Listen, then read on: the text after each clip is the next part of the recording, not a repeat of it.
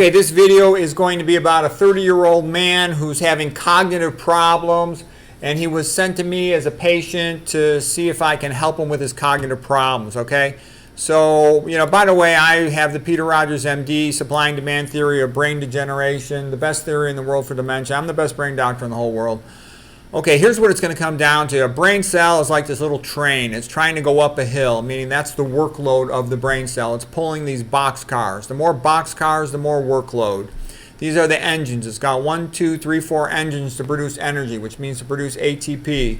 And it needs fuel, which for a neuron, fuel is oxygen and glucose. So if you drop the fuel, the neuron will have a hard time getting its work done, getting up that hill. If you decrease these engines, instead of having 4, you only have 3 or 2, it's going to be harder to get up that hill. If you add more box cars, more workload, it's going to be harder for that train to get up the hill. We're going to talk about what that means in terms of a cell. The engines are like mitochondria to produce energy. The fuel is oxygen and glucose. The box cars are the workload, which could just mean the stimulant effect. All right, so now I'm going to tell you about the patient. Now you got the background of the physiology. Okay, so I talked to the patient, and he says, his memory just ain't what it used to be. He's having trouble remembering things, even though he's really young. He's only like about 30 years old. So I said, well, did you ever have any head trauma? He goes, well, I used to do boxing. I played rugby. I was skiing, and I hit my head, and I had a concussion. I was knocked unconscious, and I used to play soccer and hit the ball with my head. I go, it took me a little while to ask those individual questions, but so right there, that's 4 risk factors for brain damage. All right. I said, did you ever drink alcohol? He says, yeah. And I said, do you ever get drunk? He says, yeah, on the weekends with my friends. Okay. I said, well, you're an alcoholic because you're not a high school kid experimenting. You're still getting drunk on weekends. You're an alcoholic. He goes, I'm not an alcoholic. I go, if you get drunk on weekends, you're an alcoholic. Okay. And he says, I said, do you smoke cigarettes? He says, I used to for a couple of years, but I quit. I go, that's still a risk factor. Okay. Do you ever smoke marijuana? I did when I was younger. That's a risk factor. Okay. Do you filter your drinking water? Sometimes I do, a lot of times I don't. I'm at work or other places and I can't. So that's a risk factor. You could bring filtered water to work.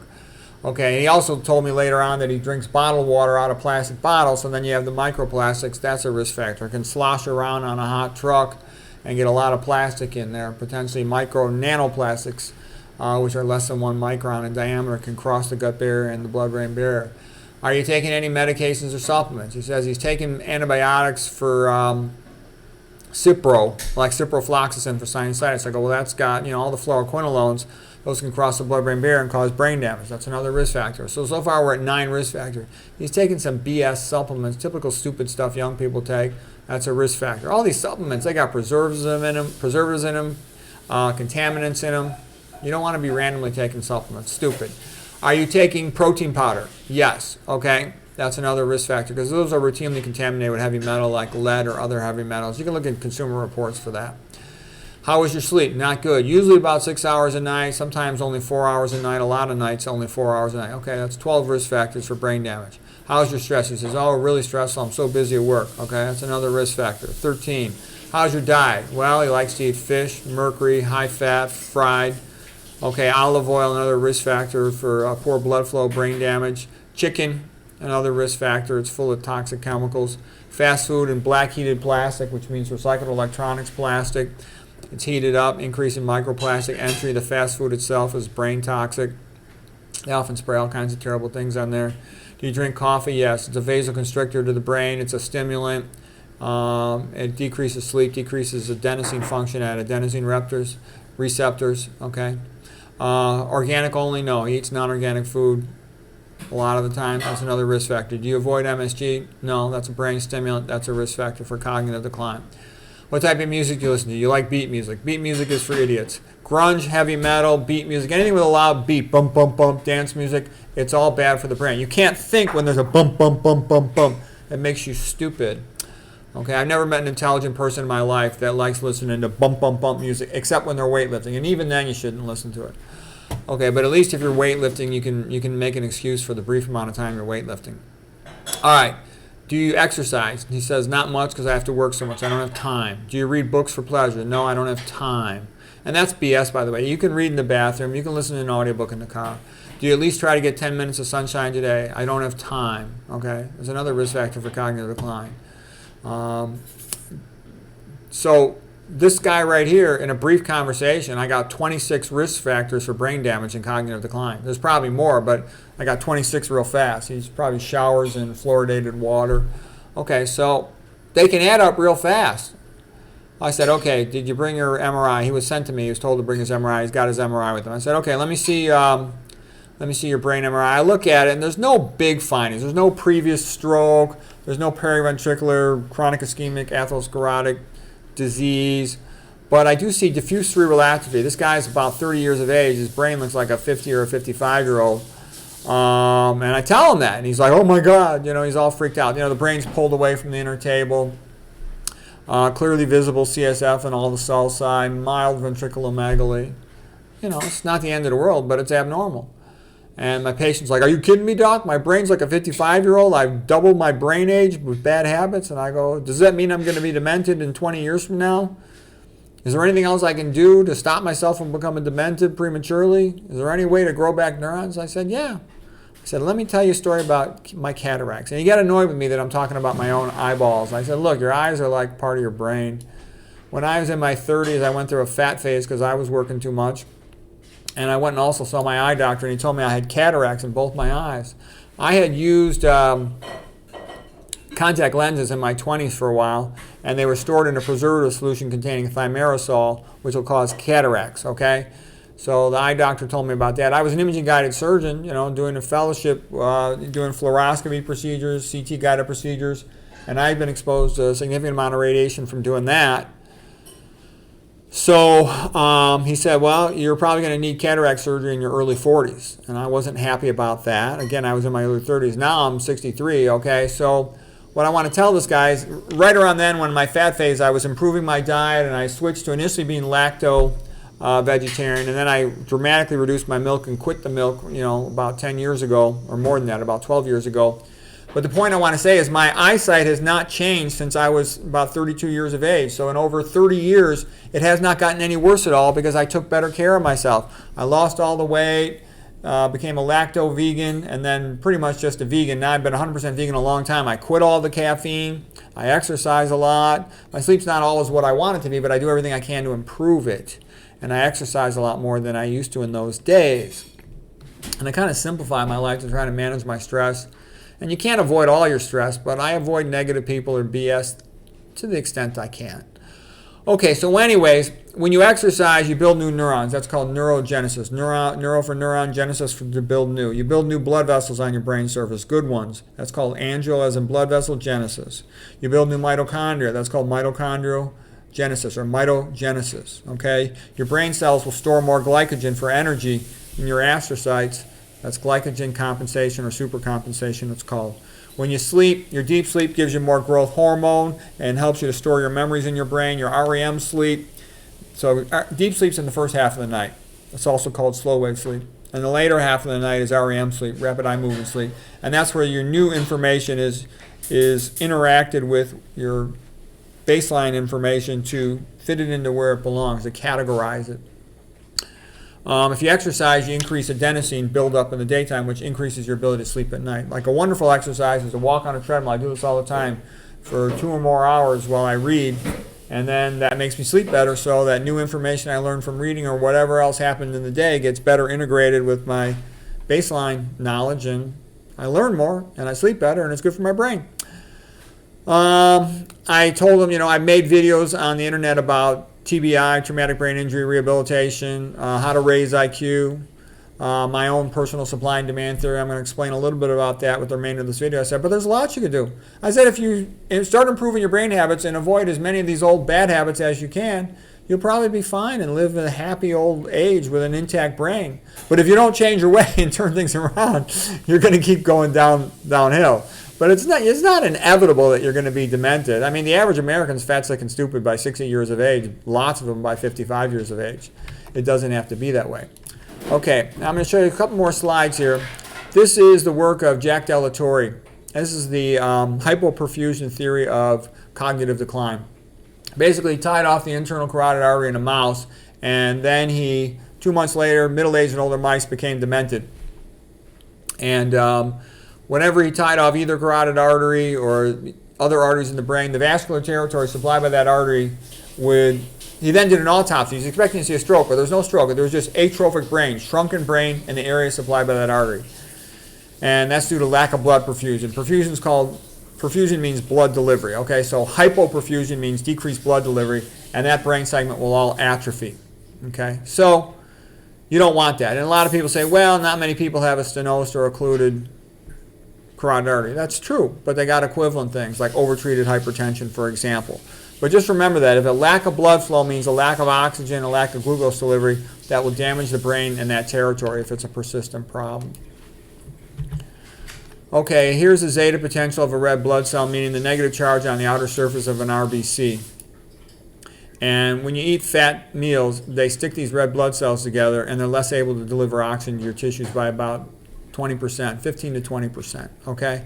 This is based on the work of Peter Kuo and Roy Swank and Meyer Friedman and Ray Rosenman, okay? I talked about this in extensive detail in old lectures. Also, when you get leaky gut, you're going to get sticking together your red blood cells. You're going to have problems with your fibrinogen forming microclots, okay? If you get elevated uric acid in your blood from eating meat, drinking beer, things like that, that's also going to cause this problem. If you're iron overloaded, you're going to get the similar type of prothrombotic, more prone to clotting blood. You need to eat your greens, because when you eat your greens, you get the vasodilators, the plant nitrates, okay? And you don't want to brush your teeth with fluoride toothpaste. Oh, that was another risk factor he had.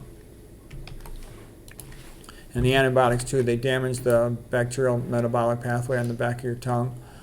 Okay, when you have high blood pressure, the blood flow becomes too rapid, and it actually damages the arteries, and that causes atherosclerosis, which decreases blood oxygen delivery to your brain cells. Okay, here's just a regular neuron. Here's the presynaptic neuron. Here's the synapse, which means the connection between neurons. Here's the postsynaptic neuron. A neurotransmitter is released at the synapse, diffuses across synaptic cleft, and then exerts an effect on the postsynaptic neuron. Things that will affect this: if you open up voltage-gated calcium channels because you're stressed out, cortisol will do that. You'll get increased neurotransmitter release, meaning you'll cause increased workload on the neurons. So that's like adding more boxcars to that initial train I showed you. Okay, if you hold your cell phone to your head, you EMF your brain, electromotive force your brain, that'll open up voltage-gated calcium channels. That'll increase this. Okay, if you drink caffeine, caffeine will increase neurotransmitter release at the synapse, okay? Sleep deprivation will do the same thing. All of these things are increasing the workload on your neuron, like adding boxcars to that train picture I showed you. Some drugs will do that, like the attention deficit stimulants, okay? And so here's what I meant again. These are your mitochondria, 1, 2, 3, 4, in terms of like engines for the trains, like mitochondria for your body. The fuel is the oxygen and glucose delivery. The boxcars are the workload. So if you're taking stimulants, caffeine, you're sleep deprived, you're stressed out, you're increasing the boxcar loads, and this neuron has to get up over the hill or it'll die, okay? If a neuron can't meet its metabolic load, its workload, it dies, and it gets eaten by the immune system. It gets phagocytized. That's called apoptosis, programmed cell death. If you knock out your engines, meaning damage your mitochondria due to mitochondrial toxins, and they're real common, lots of medicines are mitochondrial toxic. Most antibiotics, selective serotonin reuptake inhibitors, statins, metformin, Tylenol, aspirin, nonsteroidal anti-inflammatory drugs, NSAIDs, propofol. There's tons of them, okay? Heavy metals are neurotoxic. Aluminum, cadmium, lead, mercury. Fluoride's also mitochondrial toxic. So all of these things are contributing to damaging your brain cells. And that's the Peter Rogers, MD, supply and demand theory. So actually, let me stand that a little more. So the point of it is, if you increase the workload, it's harder for that neuron to survive. If you decrease the oxygen and glucose delivery, it's harder for that neuron to have enough energy to make it up over the hill. If you damage the engines on the train by exposing yourself to mitochondrial inhibitors, it's going to be harder for this train to generate the energy it needs to get up that hill, which means to keep itself alive, maintain its plasma membrane ionic gradients, prevent phosphatidylserine phospholipid from being externalized into the outer leaflet of the plasma membrane. That's a mechanism that the neuron has to measure its own energy level. When neurons start dropping their energy level, the immune system swoops in and removes them. The reason is it wants to remove them before they can't maintain their plasma membrane and they release their inner contents into the extracellular space, which will cause a big inflammatory reaction. You don't want that because that'll cause collateral damage to the adjacent neurons. So as soon as a neuron drops too low in energy, boom, immune system eats it.